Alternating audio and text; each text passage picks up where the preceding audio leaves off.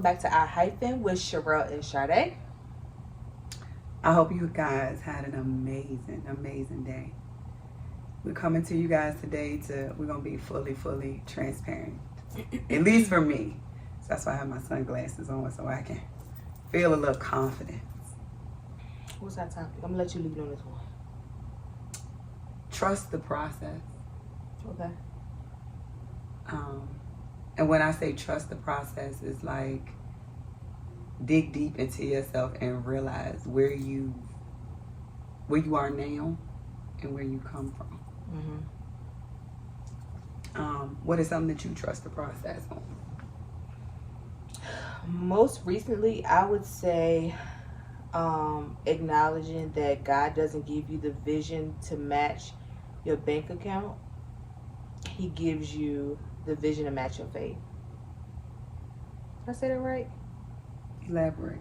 You say, but elaborate on it. So even when I was in college, like I wrote my research papers backwards. Like I have a hard time starting my research papers with the intro, then creating the body, and then doing the conclusion. Like I always did the conclusion, like type the conclusion first, and then based on whatever conclusion I came up with, I would find like articles and research documents to support that, and then fill in the body of the paper and then do my intro.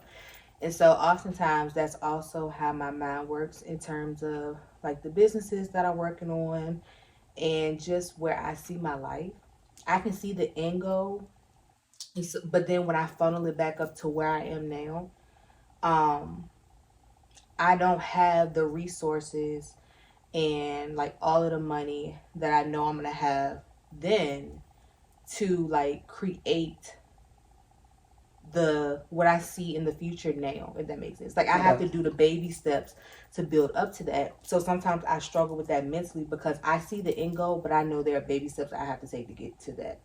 And so recently that's definitely been my version of trusting the process. Just allowing myself to go through the motions and learn different things about finances, my personal finances, building and restoring credit. Because I had a period in my life where I was wilding out. And so that's definitely something like learning that the decisions I make today will affect my tomorrow, just like the decisions I made back then are affecting my today. So for me, it's definitely been that. And I would say that's been the biggest thing. Because overall, in terms of my faith, overall, I'm in a really good place. Something I remind myself is either I'm going to be able to do it on my own, or I'm gonna have to ask for help. Either way, it'll get done, right? Kind of thing. So it's no need to worry. Like it's no space for worry in that, because at the end of the day, the issue or the challenge will get resolved. So it's really no need to worry. So as far as my faith, I wouldn't say there's anything that just makes me feel like, oh my God. But it's definitely a process, and trusting that process, trusting myself in the process, trusting God in the process, like just all of that. You? Well, that goes back to what we talked about with the caterpillar and the butterfly. So basically, you see the butterfly. However, you know that it's going to be some steps to peel back to get from that caterpillar to that butterfly. For me, trusting the process, I've learned to trust the process through everything. When I say everything, like, some people might look, I'm going to talk about my size. Me being your hair. My hair. Okay. My size, that's something that I'm really self-conscious about. But, when I mentioned it to you and you was like, Tiff, you can use these drops. And so I'm going to trust the process on this. But I feel like also I want to make it known, like I'm not embarrassed anymore by it. Because I'm thankful for the hair that I do have. Is people out here that have products that I can try. So I'm going to trust the process. And I also want people to trust the process and know, like, it's okay if you have thin sides. It's okay. That's big for me. I wouldn't show these things. No, but I'm trusting the process on that, and trusting the process and just seeing like my results with my weight. Has been something that I'm proud of. I never thought that I would be a fanatic for working out. I went from highest, again, as I always say, 350. That now I'm maintaining between $90 and $199. Mm-hmm. I think in terms of like our weight and working out, for me, that has also taught me that you can never let up. Like I see changes in my body now. For those of you that don't know, I went to Miami last April around this time and got liposuction done. And literally for that whole year, I did not have to work out.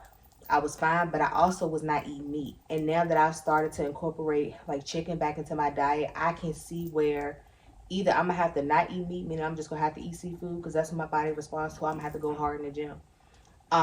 Like the two, like I can't eat not as clean and also not work out because my body does not respond well to that.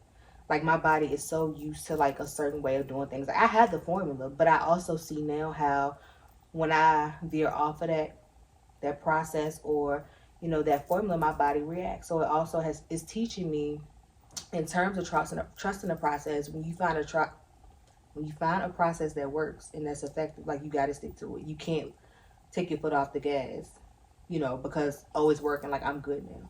No, like it's a never ending. Like every day has to be okay. What is the end goal? Whether it be financially, mentally, spiritually, physically. What is the goal, and what can I do today to make sure I'm still on that path? And one thing that I want to say, I think people get confused with lipo. Is like, they think that you really have to lose the weight. Yes. They don't just say, oh, I'm gonna suck the fat out. No, like you have to get to a certain BMI. I got a video on my personal YouTube where like I got my little consultation done, and that's when I went to New York, and I was like, girl, no big lipo where at? So yes. And so like I had to commit to losing that weight. You have to lose the lipo. Don't take the weight from you. It actually adds it with the swelling and everything. But I think people got to maintain. Yes, maintaining is key. And I see for me, like now, my weakness is cookies. Mm-hmm. So I know when I work out hard. Mm-hmm. I'm not gonna lie to you. I'm not gonna get it up. And that's one thing that I really like about you, and you keep me grounded in that. Like when you got your mindset to something, like you all gas. Like I be thinking I have a little gas behind me, but I'm like, all right, I'm tired today. Like break day, you like nope. Whatever that is, like you are always like on it for real. Like I have my moments where I'm like, I gotta chill for a second. And that's crazy because I feel like you're always going. Like I feel bad sometimes when I can't pitch in. I feel like you're constantly going. I really, really do. That's what they said. Perception is everything. But iron sharpens iron. That's right. Because literally, I'm like, I know Tiff getting it. Like even if we haven't talked that day, like I know what our goals are individually and collectively. So it'll be a day I'm like, yo, I'm chilling today, but in the back of my mind, I know Tiff's still getting it. So I can't like just let myself go completely, but I can, I'll moderate it or modify it to still get something done. But in the back of my mind, I'm like, Tiff somewhere getting it. Like, and today I'm just like, whew.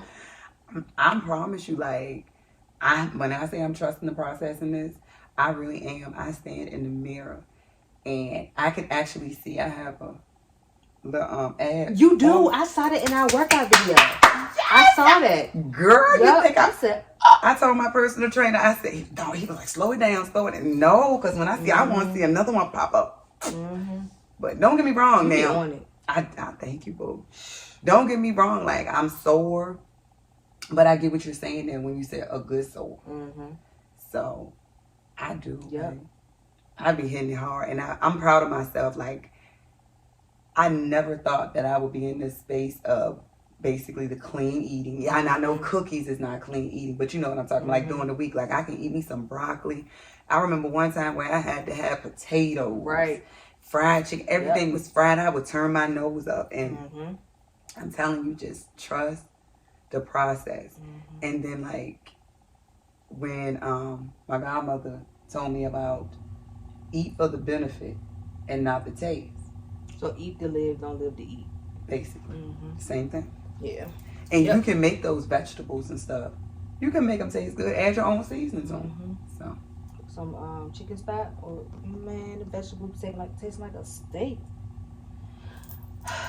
So I would say trusting the process with my sides, and then I'm hoping that I reach out to women that are self-conscious. I mean, I'm self-conscious now. You just know it took me a minute to come to this point to want to say this, but I'm not going to be embarrassed by them anymore because I'm like, I have hair It's products out here. Let's see what works. But you know, it's crazy how we all have a journey as it pertains to the different aspects of what makes us a woman. So, like when I cut my hair, it was for a spiritual reason, and because I feel like my hair, my longer hair, had become a part of my identity.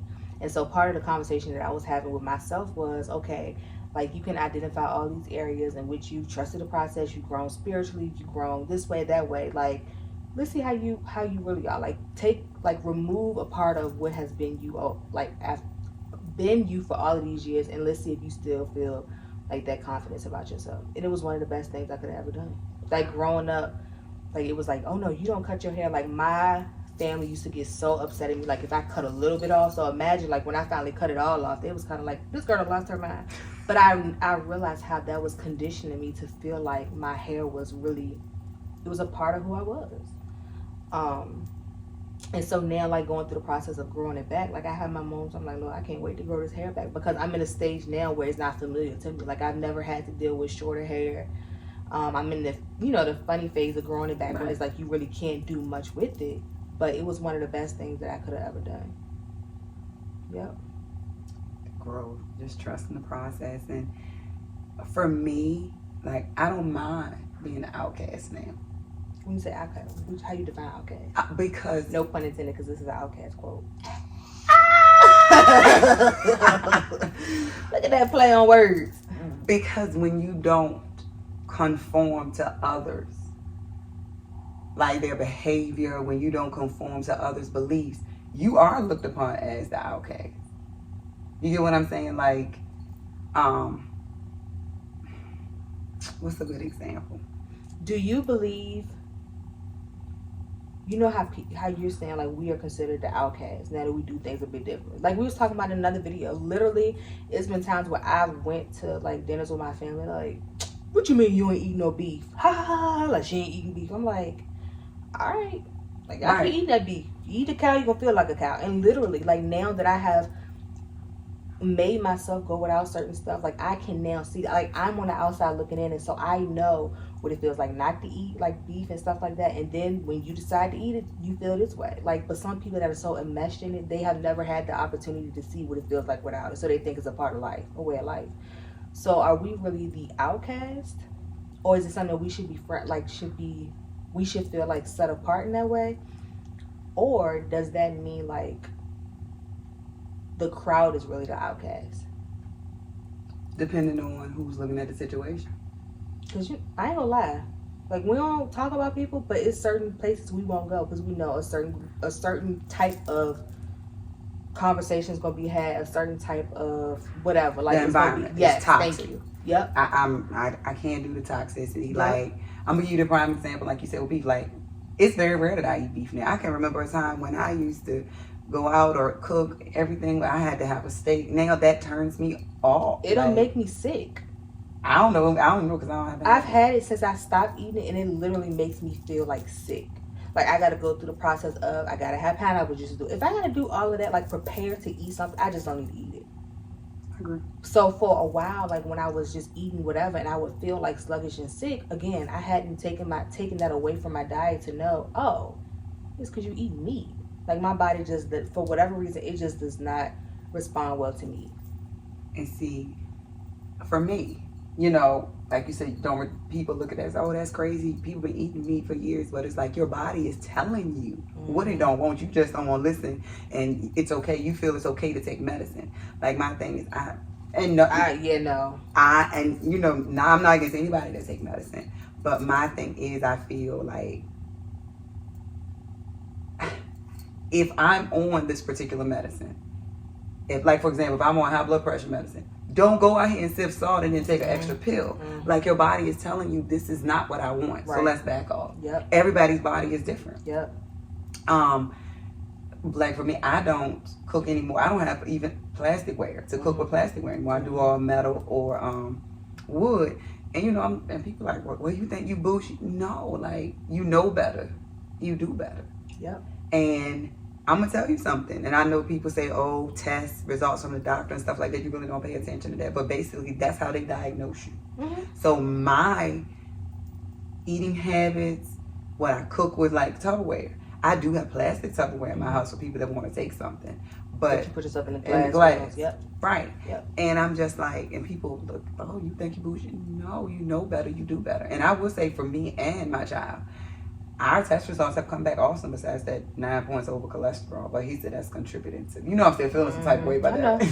And one thing about me, like in terms of being an outcast, like I have stopped even saying, like, people say, oh, you think you bougie or you think you're a celebrity. I do. So then once you did that, that's no longer a weapon, because I do think highly of myself. I think enough of myself that I'm being more mindful about what I put in my mouth. I'm being more mindful about the things that I allow myself to watch and hear. Like, I do think that about myself, and I want you to feel the same way about you. Thank you. Yeah. And one thing I learned about life, you're going to pay your debts at some point. So some people say, oh, well, you're going to die from something. Well, daggone it, I want to live as freely, as healthy, as whatever as I can for the time that I'm here. If you don't, or if you're not mindful of what you put into your body, again, whether it be food, what you listen to, what you watch, I don't watch the news. I haven't watched the news in years. At some point, you're going to pay that debt. You're going to go to the doctor and get a result that's not favorable. And then you have to backtrack and try to, lose the weight to save your life, or, fix the whatever it is so you don't have to have a major surgery. Like, why not just do little things every day to try to prevent that? You know what I mean? Right. At some point, if you watching the news every day, that anxiety will kick in, and that is gonna impose on the way that you live your life in some way. You'll be scared to go this place to that place. Like, I tell people, I feel like I'm good wherever I go. I do too. Like, people think I'm I'm nuts for saying that. I literally feel like I could go to anywhere and be fine, because I don't feed my mind that this person got shot here. I live my life. When it's my time to go, I'm going anyway. You know what I mean? That's not to say I'm going to be out doing something that I know to be reckless, or what I determine to be reckless, but I don't feel like I have to limit my life to try and avoid anything. Right. I can't tell you what's going on in the world. I couldn't either. I literally can't tell you what's going on in the world. And my thing is, people, you better watch the news. Because if I really need to know something, that person that watch the news all the time, y'all gonna make sure I know Yes. it. Y'all gonna call and tell me. But Real I quick, refuse to sit there and watch it. Yes. Like when COVID was going on, everybody was, oh, this many people died. Oh my God. It's gonna happen. Like, whatever this looks like is gonna be there anyway. So, like, why sit there and obsess over it? Right. And work yourself up. And sit in the house and work yourself up. And what you're watching happens every day. And it's not that I'm degrading anything that's going on, but it happens every day. Like, you're like a repetitive cycle. Somewhere somebody getting shot, somebody doing this, somebody doing that. But it is also somewhere. I'm thinking like it is somewhere where something positive is going on, and it's going on repetitively. Did I say that right? But they're not going to advertise that because people want to focus on drama. Remember the person that told us if we were to focus our podcast on drama, we would get more views. Right. And I said, well, the views that we got now is enough. Look. And I told a family member, they was like, did you see what this, da-da-da-da? I was like, no. I said, but what happened with me and Tia talked about it on our podcast? Like, oh, I ain't get a chance to watch that. Okay. It's okay. Maybe you should, but all right. And that's not to say anybody is tasked to support us, but my thing is, if you support me and I'm doing something I'm doing something positive, you should be just as excited and able to tell me the positivity what you got from this, then you ought to tell me what so and so did on Zach and Fatima or whatever the show called. Like, not taking a shot at his show, but support your local town heroes. That's right. But like you said, I'm gonna say this, like I say about we know our intentions, and like you said, we'll reach the ones that we're supposed to reach. Because I'm not like, I can't do the drama. That immature mentality, like, been there, done that, got the t-shirt to prove it. I am a total reset button. I've never liked drama. Like, and I think that's why, like, when we talk about having male friends, like, I never had a lot of female friends because I didn't like cattiness. Right. I've never, even in school, like, I have never been like that. And so that's in terms of trusting the process, like, just really understanding, like, honoring who I was created to be, all my quirks and all of that, and knowing that these tools that are within me will help me along. Like, it's something about, like, my loud laugh or my love for, I don't know, Harry Potter. Like all of those things that make me are necessary on this process because it helps me reach a different set of people. Yes, different audience. A different audience, yep. It does. Like, as we say, become a resource. Be a resource. Mm-hmm. You know, I don't know nothing about Harry Potter. Mm-hmm. But I do when I see it on TV. I be like, there go sis. And you don't know anything about Harry Potter, but you know it's something that's important to me. So you got me this. I did. Yep. I spit on your hand, I think. No, you didn't. No, you didn't. No, you didn't. Yes. So that just goes to show you don't have to understand a part of, you don't have to agree with or like or have a whatever for what somebody else does or what's a part of them, but you honor that part of a person. You know what I mean? You show people you listening and you honor that because it's a part of them. It's okay to be different and have different likes and dislikes. Yeah, just like with the sunshades. You know, when you see some sunshades, you already, they go tip. Mm-hmm. So I tell people, trust the process. It does not feel good. It hurt. What hurt? Trust in the process. You think so? Yes. Well, everybody's different. We're all one-on-one. I'm talking about the process in general as me becoming this reset button that I am. I think, but we talk about how we enjoy it. It's not, let's say, No, I'm talking about the process from when I first began to where I am now. Oh, yeah. That wasn't fun. You know, like when it take your breath away.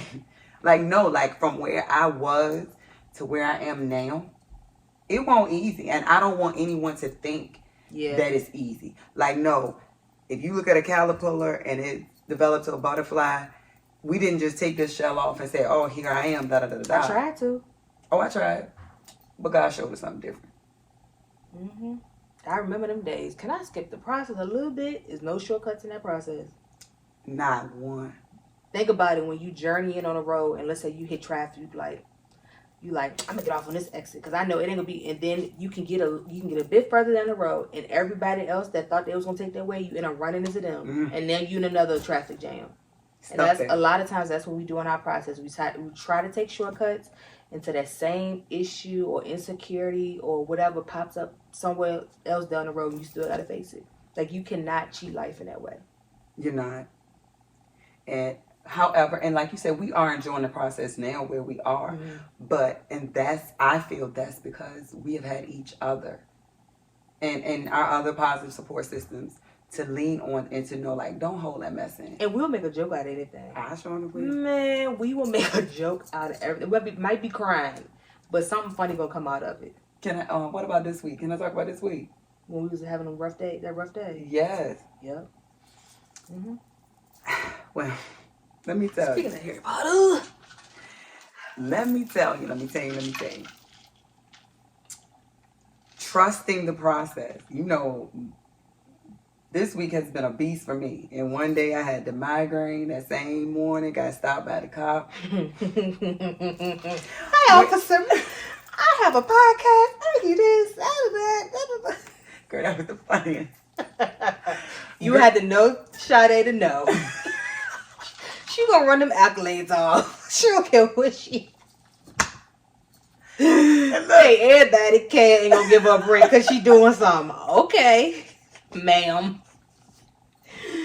Then there's me. All right, give me the ticket so I can go about my day. I'm gonna give some. I swear, I'm gonna be somebody's sunshine. I don't care if it's raining outside. And well, let me tell you. When I got stopped, I said, son, you're not gonna be late to school. My dear. I said, the cop got us. I said, you're not going to be late to school. I said, the cop going to follow us to school now. Let me tell you, when Jay got out that car, I put her to the car like, but I would have paid to see that. I would have too. Like, I was recording the video. I really did feel like I was in my own world. Like, I was not worried. I put my hands on the steering wheel. I said, happy day, Mr. Officer. I did. And then he's like, you know why I stopped you? I said, and then he just went on. I ain't saying nothing. He said, your inspection sticker. I said, I am about to take it. Dirty. Right now to get it fixed. So we went on license and registration. I was just talking to him and went on to the car. She's like, I gotta go. Whoa, I gotta get my. I put my hands on the steering wheel. And so my bag's in the back with my wallet. Girl, I did like that. I was like, whoa, Mr. Officer, I got to reach back here and get my wallet.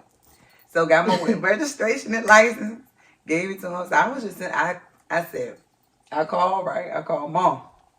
I said, Mom, I done got a ticket. Because I'm not going to lie to you for real. Like, I felt I was. Mm-hmm. Anyway, so went on. Now, Daddy gonna know the truth if he watch this video. This how we gonna know if he watching it. Mm-hmm. I told Daddy. Mm-hmm. Daddy, don't kill me. You think he gonna kill me? No. He was like, I know. Let me tell y'all something. Mom told Daddy I got that ticket. That car was parked in the yard. Horn fixed the same day. So Daddy, he gave you a tutu and beep beep. Daddy, if you be watching, I did not get a ticket. I got a warning. But I knew that was gonna put a fire up on them. Mm-hmm. And look, Daddy, I didn't tell Mom either. Shh, don't tell her. I did. I told Mom. You did. I remember you told me she told me she got ticket. But nah, y'all, for real, it was a day, and one of my support systems had text like they was having a day, and we was to the rescue like Miss Doubtfire. Not realizing that we all needed it. Man. Yep, we all needed it. Did my story make sense about the ticket?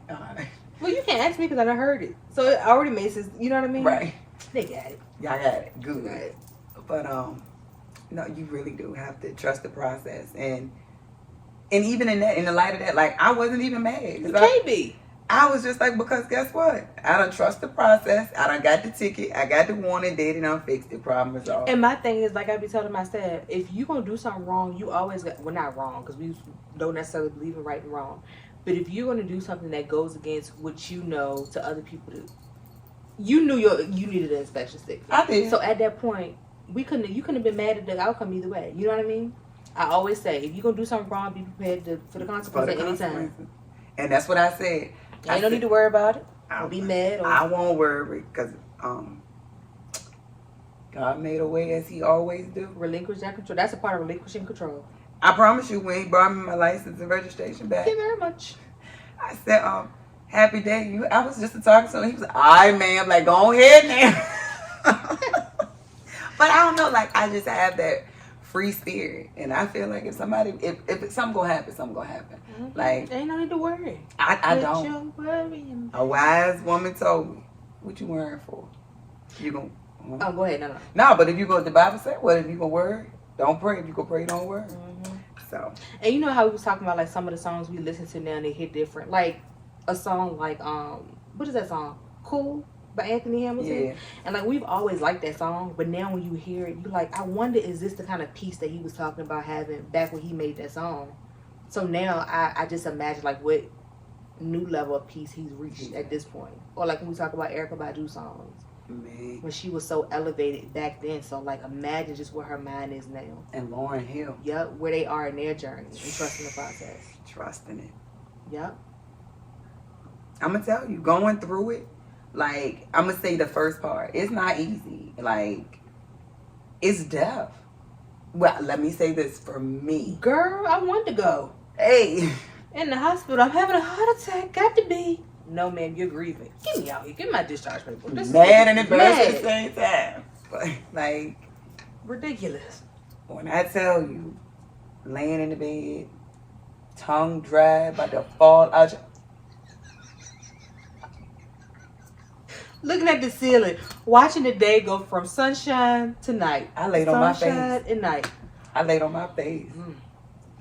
I used to watch the day go by. The curtain up and down. I mean, I'll open and close. Closed. But the way the apartments was, like the sun would still come through the curtains. Like you could tell it was light outside. Oh.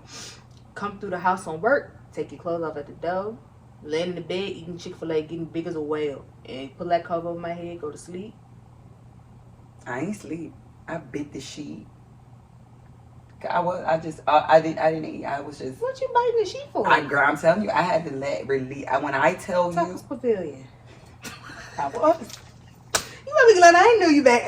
We won't hang it back there. Like I would lay in the bed like an ex. You know, to be like an X, like a capital X, and I would just honestly, like, I can take my toes and pin stuff. Me too. And I used to just do that and just scratch.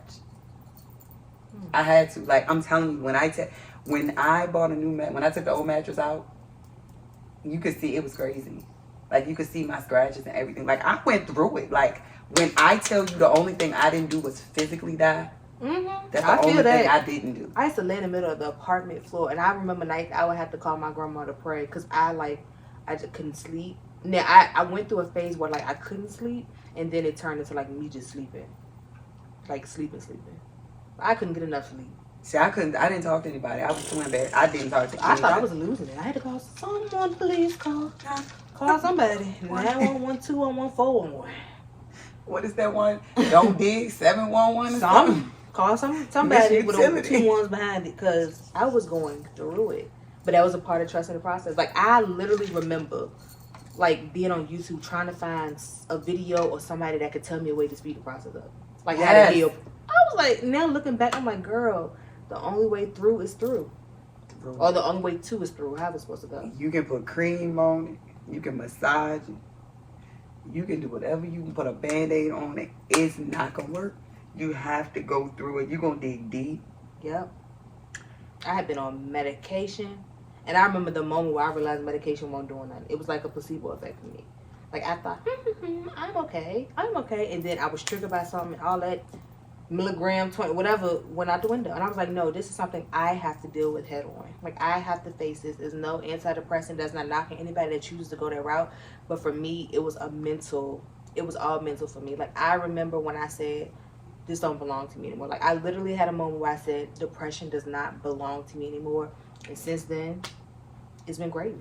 Like, I have been able to acknowledge those triggers and like, we're not doing this. Not to say I don't have moments where I feel sad and down, but as far as like that deep dark depression, since that day, no more. And I would say stuff like, my depression is bothering me today. I'm depressed. Like, I was so pessimistic. And I was feeding myself that all the time. I'm so depressed. And I was manifesting depression. It became that habit. And one way that I but I helped myself come out of that pessimistic state was every time I said something negative, I said 2 positive things. And it became a habit, like the self-affirmation. I couldn't look at myself in the mirror at one time and tell myself, I love me some me, I am beautiful. And I know now it might sound crazy to some people that has gotten there, but it's hard to look in that mirror and tell yourself you love yourself when you really don't. I remember when you told me that, I was like, you can look at yourself in the mirror. I didn't look at myself and brush my teeth. That's how I'm going to say it was depression. I mean, I've never been diagnosed or anything with that. I've never been to the doctor for that. Saying? But yeah, like, I was done. When I tell you, like, I would stand in that shower. I got in the shower, and there's a crack spot in the shower where I was like, Lord, take me. But when I tell you now, glad that he didn't. He knew what he was doing. Girl. Lord, I tell him all the time, Lord, I thank you for keeping me. Like, so I don't want anyone to feel like what you see now, the brightness, it came like this. It was a journey.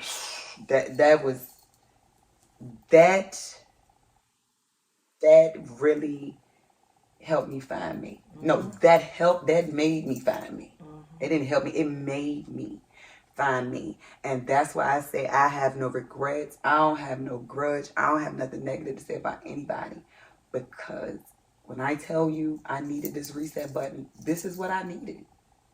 Like, I wouldn't even say, not I'm just thinking about it in terms of, like, for me, I wouldn't even say it was a reset. It was like, I feel like I was finally born, in a way. Like, when I think about, that's what's up. Here we go. Like, when I think about, like, even when I read some of my old journals, like, I feel sorry for the old me now. I'm like, oh my God, like, girl. Like, I'm like, oh my God. Like, and to see, like, how I didn't want to be here, how I was like, it's never going to get better, and how I was pretty much, like,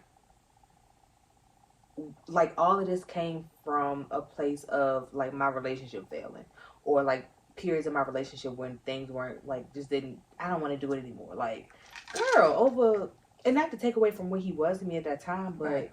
like now, I that was crazy. And I just feel and just witnessing or looking at social media, I see people, the main thing they're going through hurt is from a relationship. And I don't want to seem like this one that say go through it, feel it, but I really do. But I mean, because I know I did, and I feel like if I can come through it, but no, I commend you. And I always say this because you was able to walk away. I wasn't. I couldn't, and the reason I couldn't is because of me. But I don't want you to say you couldn't. You just hadn't been pushed to the, like, I had points where like we would break up, I would go back. Like I have literally moved before, and then we got back together, and I'm like we moved back together. So there was points where I couldn't leave either. Like I had just gotten literally to a point where I was so numb that it scared me.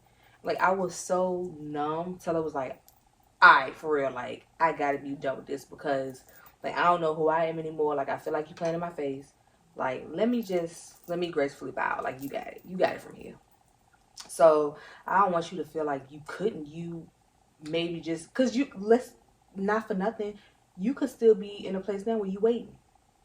You know what I mean? Like think about how many women get out of situations, but they still spend the rest of their lives like waiting for the moment. Oh, he'll be back, or waiting for the next person to come in and fill that void. No, you got up, you strapped your put yourself up by your boots, and you like journeyed on. So you did. You might not have initiated walking away, but you have walked away. I agree, but and I hear everything that you're saying, but I had to have that conversation with me, and like I say, self conversations they do not taste good. They don't feel good. But no, I can honestly say I would have stayed until the end of time.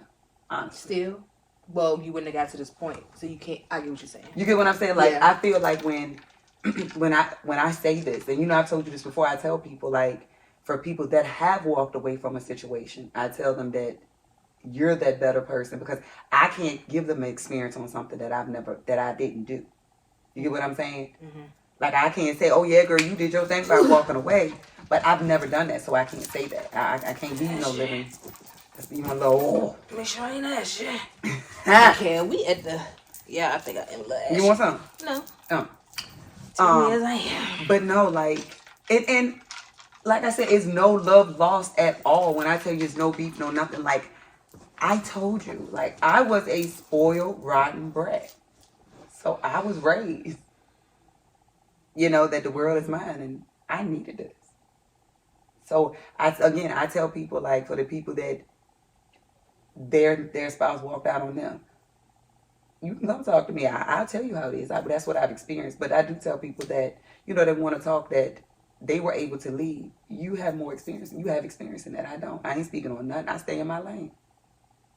You get what I'm saying? Mm-hmm. Okay. Okay. I ain't gonna sound crazy, but no, like trusting the process. It helped me find me. And I'm going to stop saying the reset. I'm going to say the rebirth. Or the birth for me. The birth. But, and then look at it too, how, like, seeing this bigger picture. Like, I always knew I wanted to encourage people. I always knew I wanted a platform of some type to reach people. But had we not went through our separate processes, like, look at how we able to marry the two. Like, we're not boxed in terms of the people that we reach because we had those experiences amongst ourselves where it's like, all right, Tiff, I got to take you in because I don't have no experience in this. You're like, all right, Trish, you got this one. So even in that, I'm gonna use the word struggle because that was a struggle. Oh yeah, I can say a challenge now, right. But when I was in it, that was a struggle. Like I was fighting for my life every day. Yes. I quit a job because like I had got to the point where I was like, Lord, you have like take all of this because I have to sit down and like figure me out, or I'm gonna lose my mind. Like I didn't care. I was in survival mode.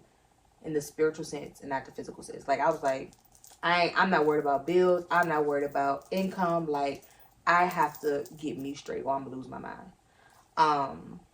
Where was I going with that? Oh, but like thinking of God as the creator of all things, I imagine he was just looking at us like, all right, y'all, just stay the course. Like, come on, I need y'all to get these lessons because you just don't know what I got for you down the road. Like, come on, you got it. You got it. Keep pushing. Yep. Just like that coach when you running a race. He on the sideline saying, come on, girl, like a little bit further. I know you're tired. Two more steps. Yep. You're going to be bounced back 4 more steps, but come on. And then when you win that race, it's like, all right, now you get to go to the bigger race amongst others. And I feel like we are at a bigger race right now for setting us up for an even bigger race. And now when we are, and I'm going to say, when we struggle with things, I mean, we look at it as a challenge, but keeping it real, we still struggle. We're human. We know resources, or we have networked enough for resources that can help us. So we've made ourselves resourceful and got that social connection with people. I'll take it a step further. I have learned that sometimes I can't even reach out to anybody. I got to sit with it myself. I agree. Yep. So that's a win. Because, like, we'll circle the block later and be like, look, last week, like, this was going on, but I just I needed to hear my own voice, hear God's voice without, like, other people, and not in a bad way, but, not, like, trying to put everybody's opinion or view in a pot and figure out, like, I really need to get to the core of what was happening or what was going on and still with my thoughts and figure this out. So I think that's a win, too, because at one point I could not sit with my thoughts. Oh, I was texting this person, that person, that calling. So, like, I needed somebody to tell me what to do or how I should feel about whatever it is I was going through. But now I'm like, all right, let me sit in it. What's up? What's the lesson in it? Mm-hmm. I talk to myself real quick. Get that journal out. Girl. And now when I don't have a journal, I record. Yep. I got some stuff on my phone too. Or even if I'm watching something like a sermon or something, I'll write a key point, but then I'll write how that applies to how I'm feeling or something I've experienced in life. So while, other people are guiding me through the process and I'm trusting that, I'm coming across things I need to hear in that moment, I'm still finding a way to apply it to, like, my life and make it my own. And that's sitting with those thoughts. And like I said, not taking it the wrong way, but you have to sit with your thoughts because everybody else, we're one-on-one and listening to this one and that one. It's like, sit with you. That's the only way you taste them words. Yeah. Like, really, like, I ain't gonna lie to you. Like, I done swallowed my words so bad. I done got sick. But I needed that to really see my growth. Mm-hmm.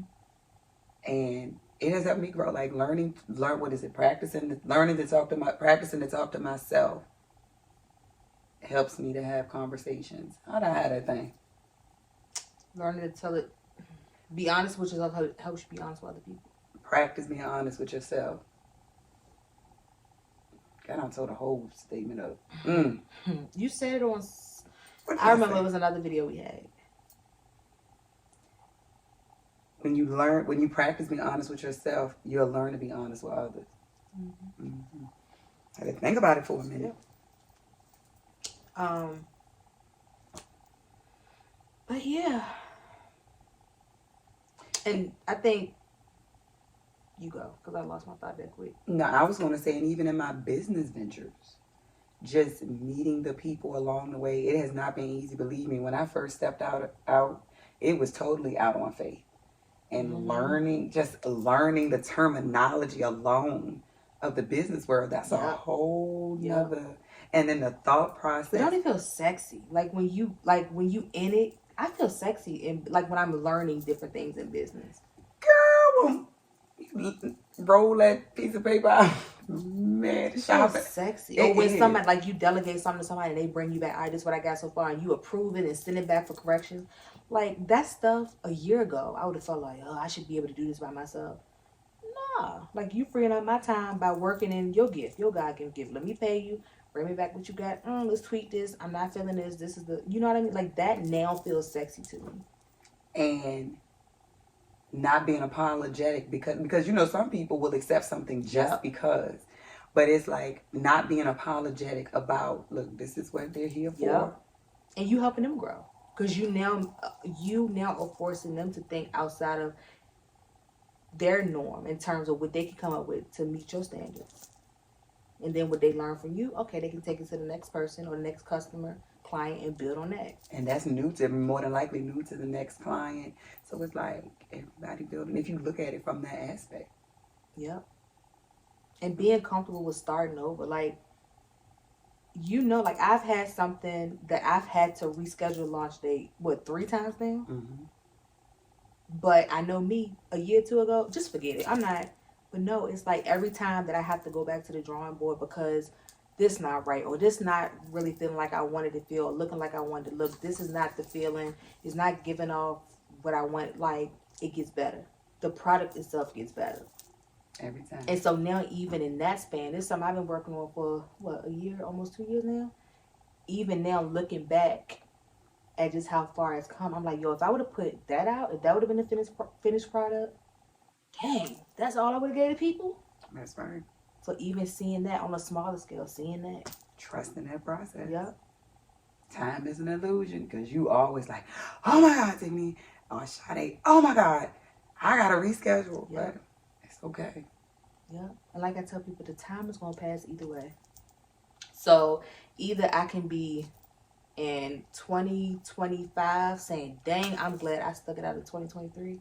Or I can be in 2025 being like, dang, I wish I would have stuck it out of 2023. Because if something is on your heart, if God has given you something, you have to be the person to produce that. Like, it's not just you may find other things to do. You might settle for, something else in this world to make money or, to get by, but you'll always have that desire in your heart. You'll always be like, dang, I wish I like would. that was my thing. What they said, a graveyard is the most expensive place on earth. That's something my ex taught me a long time ago. The graveyard is the most expensive place on the earth because you got people hopes, dreams, woulda, coulda, shouldas, $1 million dreams, but they was too scared to trust the process, or they felt like because they ain't have $1 million, oh, I can't get it. When you start taking them steps, so you gotta do is like one chunk at a time, one bite at a time. It's like you can see the final product, like you said. Now for me, jeez. For me, and my SBA rep taught me the one piece at a time. Mm-hmm. And it's like I'm gonna tackle this week. How it all intertwined. Yeah, and it's like then you have this big, nice, beautiful project. And this is an example about how we experience things, and in this very moment, this is something I haven't thought about in I don't know how long. But when we was talking about trusting the process, and the spiritual backing behind that, I thought about something that at one point in time was a big trigger for me. It was a big rut in me and my mother's relationship. And I know she wouldn't mind me telling the story, but this is when I was really going through experiencing depression, heavy. And she knew it. We would talk about it as best as I could describe it at that time. And this is when I was also, in the mind space of, just pray about it. Just pray about it. I was going to church. I was doing everything that I felt to be right. And I was having those moments of, all right, God, I'm doing everything that I feel like I'm supposed to do in terms of going to church, praying. This is still here. We got to do something about it. And I remember I was in church one Sunday, at the end of the church, when they invite you up for prayer. Mm-hmm. And this is when I cared more about what people thought of me, and I was kind of scared to be, the center of attention, that kind of thing, which I still don't like it all the time, but it was a real fear. And I remember asking my mom, who sit in the back of the church, I was like, Mom, can you go up there with me? And she was like, no. She was like, you take the first step and God will take the rest, or help you. You take the first step and God will take the rest. And I remember in that moment, I felt like, you my mama, how are you not, I'm telling you I want to go up, but I'm scared, and I've been experiencing this depression, why wouldn't you go up there with me? And it was something I held on to, and I had a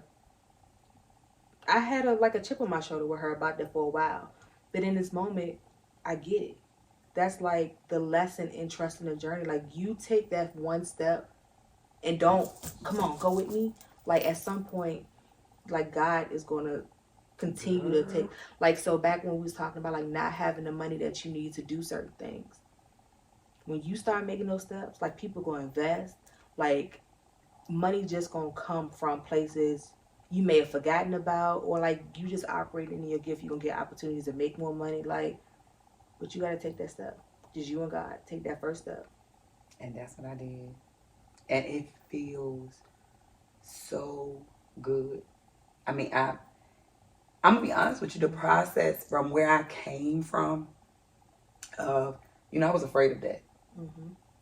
I was like, I was afraid. Come on, join the club. It ain't that bad. Hey, move this around. My SDA said, look. Tip to everybody that got something is in debt a little bit. That's what the banks are for. Jump off the ledge a little bit. Let me tell you, no. What baby said, honey. Right. I was afraid of that. Let me tell you, when I stroked that first big check, I remember. Man, let me tell you. Mm-hmm. So, like, you got the right tip. It's funny how like we are so and I think it's because I've been at a point, like I said, I've had to rebuild. So it's like another day in the neighborhood, but I never went without. Right, and that's what God had to take me to, that valley, to know like you may not feel like you have what you need or everything you need, but you'll never go without. It's crazy that like physically I might not can provide it or couldn't provide it, but I always had what I needed. Right, even though it wasn't easy, it wasn't supposed to be easy. I have not either. I've been blessed. That's that footprints. That's not in the Bible, I don't think. I think it's a poem. When it was talking about footprints in the sand. Nah, I did see the poem. I don't know if it's in the And it's talking about how whomever, like they were walking in the sand, they looked back and they were missing footprints. And it was like how did that thing go when you saw one set of footprints that was me carrying you? Right. And that's a parable for like sometimes you just gotta trust God to carry you. Like we get in this grind culture, me, self-made, da. Look, I'll be the first to tell you, I don't know how this gonna work out, but I know God got me. I'm chilling. I'm good. And that's the way that I am, and people look at me like I'm crazy because it's like, God, you got to start with. It's not gonna always make sense. Like you said, like sometimes money has to go out. Like you have to spend money that makes you uncomfortable. And now I'm comfortable with it. Like that's the only way you get comfortable, like by spending money that when it makes you very uncomfortable. Like that time, like flying by myself or going to events by myself. The only way I got used to doing that was doing it. You did it. Nothing to it but to do it. Just like it was fearful for me. When we exercised and I was jumping up the steps. Mm-hmm. Believe it or not, it was like, I'm not gonna do this, but you was like, come on, trust the process. Trust yourself, yeah. And that is. Trust the God in you during the process too. Mm-hmm. He lives within us. So anything that he can do, all the things that he did, they said that he created us in his image. So we have that in us too. And we do. And we don't. And I want to say, we are spiritual. I want to put that out. We're spiritual, we're not religious. Mm-hmm. And some people may not agree with how we express our story, how we express being living testimonies, but like I'm reaching somebody, I'm doing my part. And I'm gonna tell you, my life got better when I stopped being religious. Girl. Like when I knew I could curse and do little stuff and not, cause I was raised to think like God just in the corner waiting for you to make a mistake. And he gonna whoop you. Yep. And so I was afraid to make quote unquote mistakes. I was afraid to live out of fear of making what God would see as a mistake. But literally since I have been who I know God has created me to be, all my quirks, all my this, all my that, like life has been like butter. And we laugh about them. Yeah. We make, like you said, we either want to make it sexy or we're going to make it funny. Yeah. And like I tell you, when I do get in a relationship, if he don't have a sense of humor, we can't. Yep. Because I'll make anything funny. Yep. You know what I mean? Like, we transparent on this. Like when I told you I didn't even tell you I had a date yesterday. Because I said like, it's getting to the point where like sometimes, and we have to do a better job of calling a spade a spade. Like we are so fun and outgoing. Like sometimes we don't acknowledge that something is like somebody trying to get to know us. Literally, I went to my friend's house. We went to the concert and one of her cousins was there. You know me. We do that. When we walk in the house, we automatically, it's a stranger there, but we all favor like, what you eating on? Like just being me. He was like, yo, I F with you. Like, what you doing? Whatever. And it was a date. So I'm saying that to say, like, when I got out of feeling like you have to be this and this and this and this, and how easy does that make that then to go out with somebody? Because you don't already show them who you are. Walked in the house talking. Why wouldn't you expect me to talk? You know what I mean? Like now when we out and I tell you, I cannot fit. I can't fit no box. So they want you to fit in the box. No, no, no. What I'm saying, I used to put myself in a box because I had this idea of what being pursuable or being a businesswoman or being a this or what that look like, what that should look like by societal terms. And I was crumbling underneath it. Like I can't keep up with what they want me to do. I can only be. So they appreciated what you were? Yeah, that's what I'm saying. Like me being myself, I feel like now, over the last couple of years, like when you are always being yourself, like we said the last time, you don't ever have to forget to. No, I thought you were saying. I thought you said earlier that they like they were complaining about you, like you play too much or something like that. Oh, that was a separate situation in terms of not realizing how we so free spirited and like we tend to say what's on our mind in situations. That's not everybody. So sometimes when people don't feel comfortable fully coming out and saying, "Hey, this is what I'm thinking," or "This is what I'm feeling," like we supposed to be picking up on contact clues. Like we live in this world sometimes where we forget, like people are still getting comfortable with being themselves or saying things and expressing themselves. Because I think we both pretty good at like in situations saying, "This is how I feel," and sometimes we lay it on thick, and then we be like, "So what you feel?" And at that point, they're like, "Well, I already know how you feel, so they don't need me saying nothing." Dang. But we see that as, "Oh, they don't care." Right. You first. So I'm learning, yes, I'm going to be myself, but I also need to be more mindful of, you know, perspective what other people are in their process. I got a question. Okay. All right, so respecting people where they are in their process. Let's say, hypothetically speaking, this is somebody that you interested in, but they're very pessimistic. But that's where they are in their process. I can respect where they are, but that don't mean I got to go through the process with them. Me respecting where they are in their process also means I'm not going to try and change where you are in your process. I'm going to respect that's where you are, and I'm also going to respect that you being pessimistic is going to affect me, and that's not good for either one of us. So I'll pray for you, but I can't. Yeah. We got it. Yeah, I get it. I've recently blocked somebody for that. They was so in their other thing.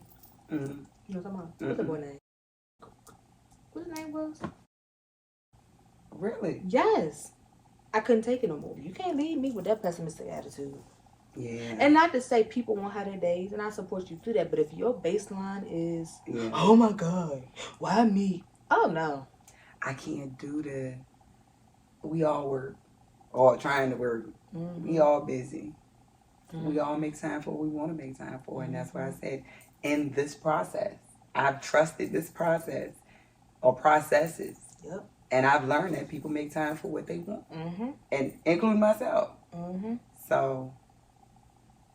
And I also know that process is going to be, whatever it is that we're working towards, the process is going to be paced to make sure that we get the lessons that we have to get out of it.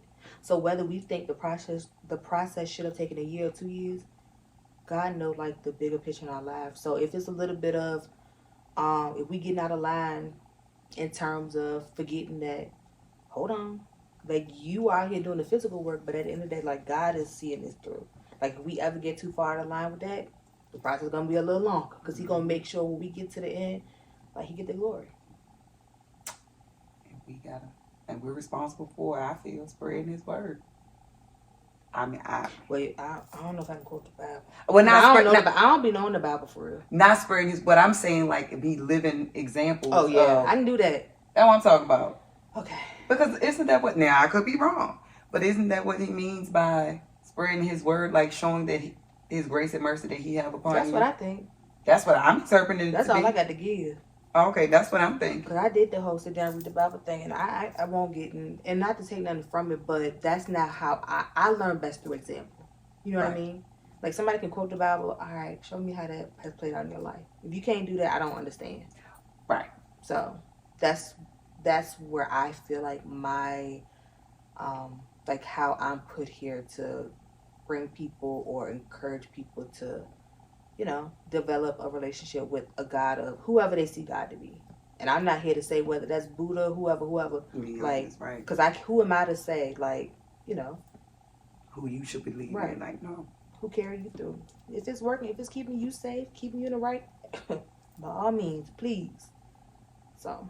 Yeah, but that's what I take it to be. It's like showing, like, because I'm gonna be honest with you, I don't want nobody ministering to me and you ain't never been through nothing. Mm-hmm. And how can you teach me something if you've never been through something?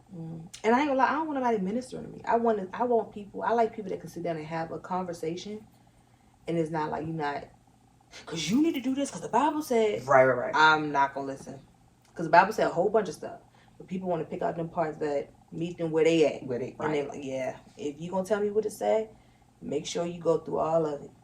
Like the fact that overeating is a sin. Like, let's really get in the nooks and crannies of what this Bible says. If we're gonna talk about it relatable when they want to make it relatable. Yep.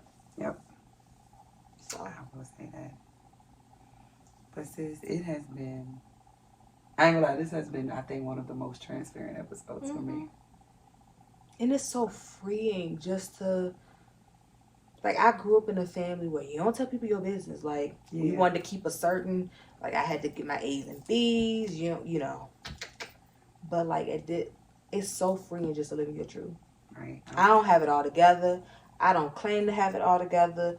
I might be sharing love stories on Instagram one day, laughing about some, like, whatever feels right in that moment is what I'm going to do.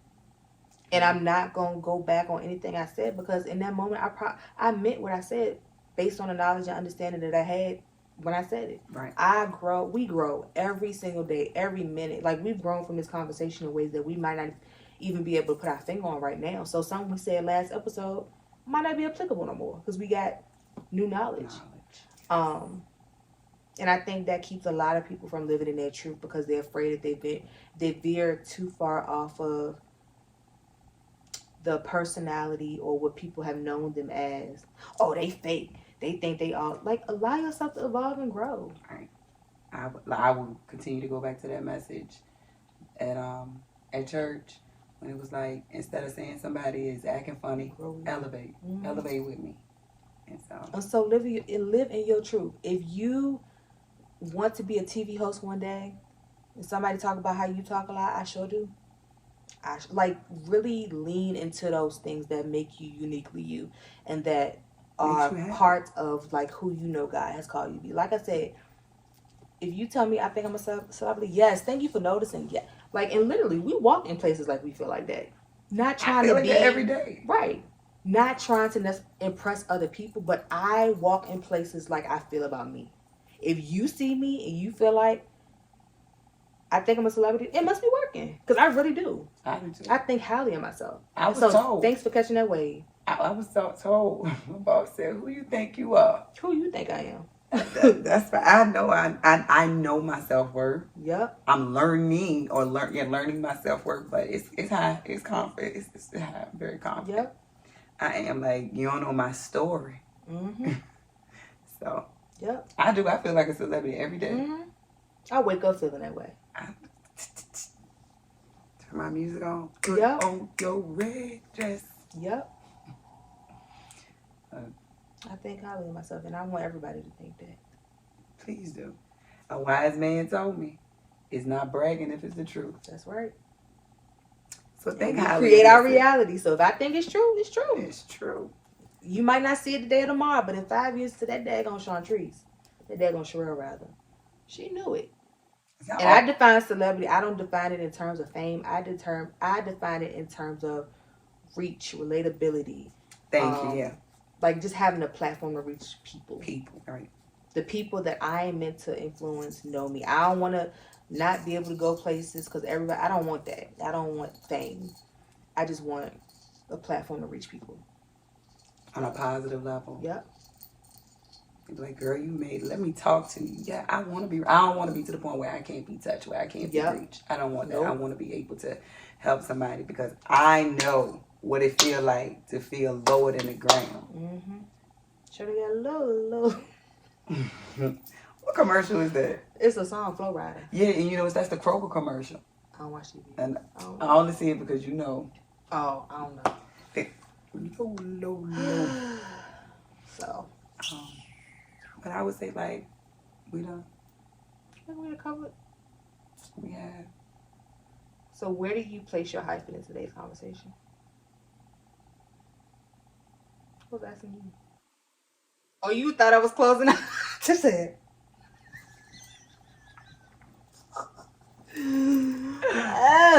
It's getting late.